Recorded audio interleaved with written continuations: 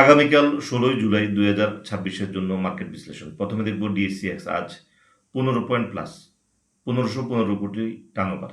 এর মধ্যে ছিল ৪৭ কোটি ব্লক মার্কেট ট্রানজাকশন। গেনার ছিল ১৩১, লুজার ছিল ২১৮টা। মার্কেটে যে আজকে ১৫ পয়েন্ট প্লাস, তাতেও মনে হয়েছে যে মার্কেট ধসে পড়েছে।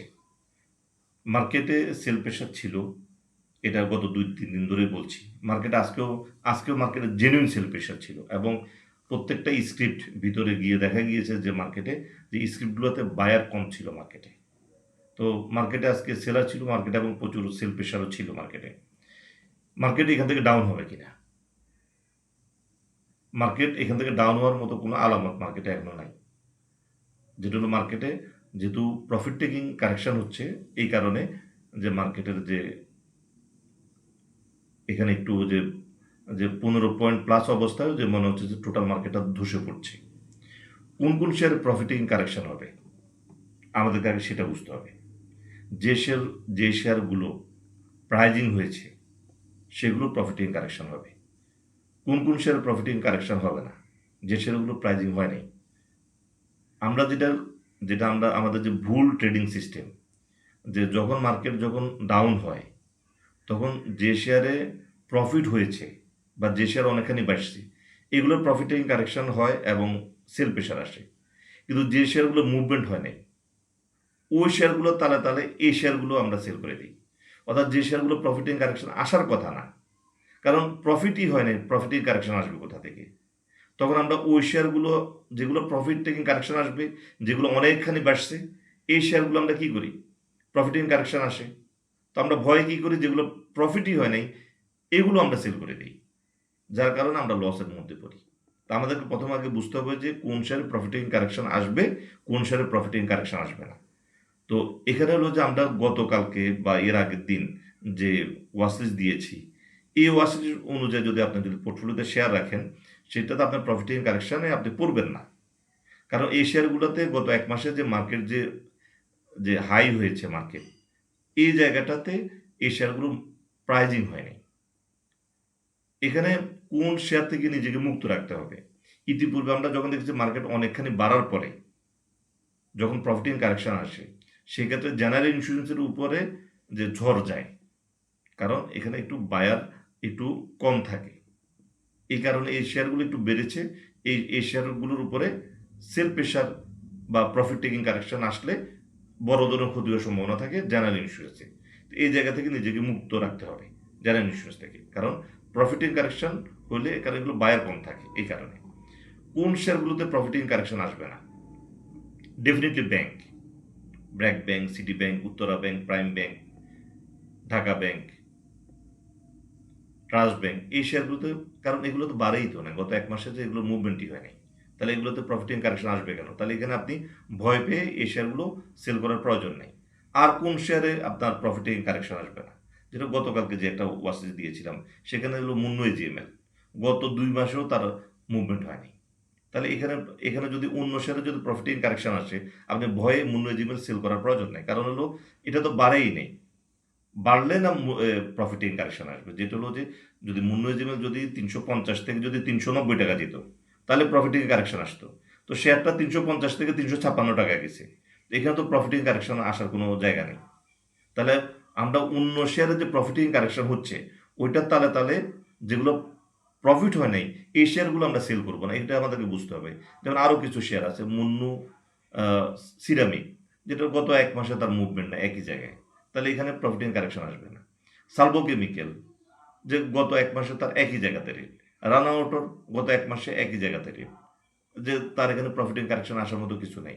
বিএফএস রেট গত ১ মাস যাবত একই জায়গায় রেট। প্রত্যেকটা ব্যাংক যেগুলো বরং কমেছে, বাড়ে নাই, তো এখানে তো প্রফিটিং কারেকশন আসবে না। যেগুলো খুব বেশি প্রাইজিং হচ্ছে সেগুলো প্রফিটিং কারেকশন আসবে। এগুলো বুঝে আমরা মার্কেটে ট্রেড করা উচিত। যে এই জিনিসগুলো বুঝতে হবে যে মার্কেটে প্রচুর সেল প্রেশার আছে। কোন শেয়ারে সেল প্রেশার আছে? যে শেয়ারগুলো প্রাইজিং হয়েছে সেই শেয়ারগুলোর সেল প্রেশার আছে, এটাই স্বাভাবিক। কিছু কিছু শেয়ার গত ১ মাসেও বাড়ে নাই, এগুলো প্রাইজিং ছিল, প্রাইজিং হয়েছিল কিন্তু ১ মাসে বাড়ে নাই। এই যে মার্কেট যে গত ১ মাসে যে মার্কেটের যে মুভমেন্ট হয়েছে, এই মুভমেন্টের মধ্যে তাদের কোনো মুভমেন্টই ছিল না। তাহলে এগুলোতে প্রফিটিং কারেকশন আসবে না। তাহলে আমরা ভয় পেয়ে এই ধরনের শেয়ারগুলো অফলোড করব না। যে শেয়ারগুলো ব্লু চিপ শেয়ার যেমন ব্যাটবিসি অনেক নিচে পড়ে তত 2, 4, 5 টাকা বেড়েছে 200 টাকার শেয়ার। তো এখানে তো প্রফিটিং কারেকশন আসার কথা না। তো এই জিনিসগুলো আমাদেরকে যদি যদি আমরা বুঝি তাহলে আমাদের মার্কেটে যে মার্কেট ডাউন হওয়ার কোনো সম্ভাবনা থাকে বা মার্কেট ডাউন হলেও আমাদেরকে লস দিতে পারবে না।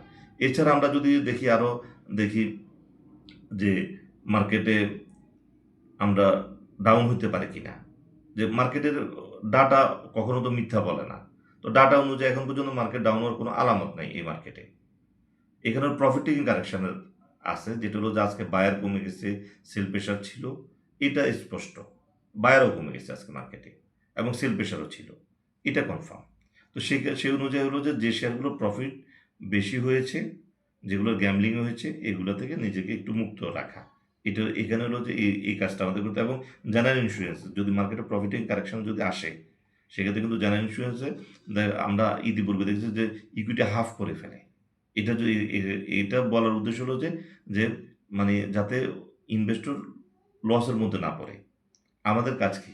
মার্কেট ডেভেলপমেন্ট, গ্রুপের মাধ্যমে ইনভেস্টরদেরকে সেভ করা। তো এই ধরনের যে কোন শেয়ারে প্রফিটিং কারেকশন হয়, কোন শেয়ারে প্রফিটিং কারেকশন হয় না, কখন প্যানিক সেল হয়, কখন প্যানিক সেল হয় না, কিভাবে নিজকে প্যানিক সেল থেকে আপনাকে বাঁচাইতে হবে, মার্কেটকে বাঁচাইতে হবে।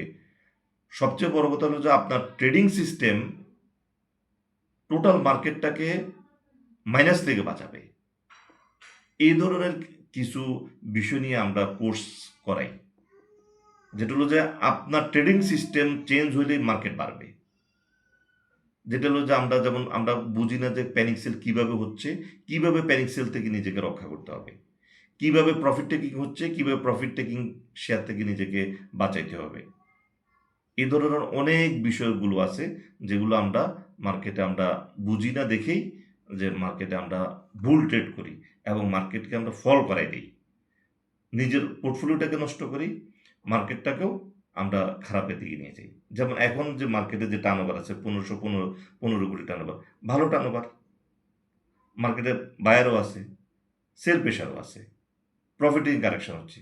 এখন আমরা কি করব, যে যে শেয়ারের প্রফিটিং কারেকশন হচ্ছে এগুলোর সাথে যেগুলো প্রফিটিং কারেকশনের প্রয়োজন নেই সেগুলো ভয় মেরে দিব, তখন গিয়ে পোর্টফোলিও নষ্ট হবে, মার্কেটও নষ্ট হবে। তো আগামীকালকের যে আমাদের যে 61তম ব্যাচ, এখানের ভিতরে আপনারা জয়েন করবেন সবাই, এবং দেখা যাবে যে আপনারা অবশ্যই মার্কেটে আর কখনোই লসের মধ্যে পড়বেন না। গ্রুপে যারা অংশগ্রহণ করেন নাই, গ্রুপে জয়েন করবেন। অবশ্যই আপনাদের ইকুইটি সেভ থাকবে। আমার যেটা পছন্দনীয় ব্যক্তিগতভাবে, যেটা হলো যে আমি প্রফিট করা থেকে আমি প্রফিট সেভ করাটাকে আমার কাছে খুব পছন্দনীয়।